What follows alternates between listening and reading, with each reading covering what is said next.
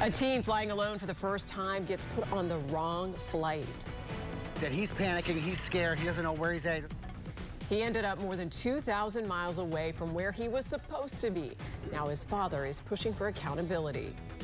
Plus, we are days away from the new year, the new laws going into effect that you need to know about. Our #1 priority is to keep everyone safe. Tonight, as you start making plans for the New Year's weekend, more deputies will be patrolling the streets looking for drunk drivers.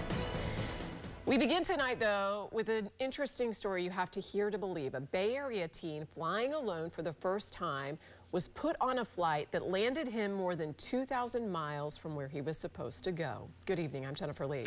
And I'm Stacey DeSilva. Thank you for joining us. The mistake at the airline gate left that boy's parents in a panic and their child in fear. Investigator Walt Buteau live now with a story. Hi, Walt. Hi, Stacey and Jen. The young traveler says no one scanned his boarding pass at the gate and no one on the plane noticed he was in the wrong seat. The result was a flight to Puerto Rico instead of Cleveland, and anxiety and fear for his family back here in the Bay Area.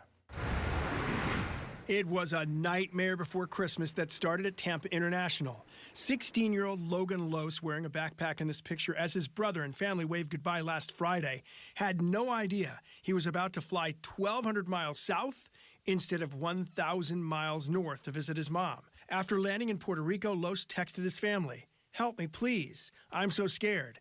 They told me it was Ohio." There you go. This mistake was the talk of the family's mobile coffee shop. So my first reaction is panic. As Lose's dad reflected on how helpless he felt. And he's panicking, he's scared, he doesn't know where he's at, he doesn't know what he's gonna do, and I can't be there to keep him safe, which is just killing for a father. The flight to Puerto Rico left about 2 hours before the one to Cleveland, with both jets boarding from the same gate. Lose says his son was told he was getting on the right plane, but Frontier did not scan the boarding pass to verify that. Frontier spokesperson Jennifer De La Cruz tells me in an email he was able to board as a result of an error on the part of the boarding agent. He was immediately flown back to Tampa on the same aircraft and accommodated on a flight to Cleveland the following day. Making it worse was what Lose says was Frontier's initial denial Logan was on the wrong flight. And they kept just brushing it off, saying, no, that's not possible, it can't happen. And then when they did finally realize their mistake and said, oh yeah, it looks like Logan did get on the other plane, they just went, sorry, and that was it. Frontier spokesperson tells us the airline extended its sincere apologies to the family for the error. And Lose says they did offer a $200 travel voucher. So they offered me a voucher to an airline that just lost my son. I want accountability. These airlines are not being held accountable for the negligence. Frontier Airline told us they do not have an unaccompanied minor program that helps young travelers. The airline spokesperson says the airline does allow passengers 15 and older to fly alone. Well, I have so many questions, but let's start with, you said that he didn't go, they didn't scan his ticket. Right. He just went on board and sat in a seat. But normally, on a lot of airlines, not every airline, but you get a seat assignment. So what's the deal here? Do they have that on Frontier?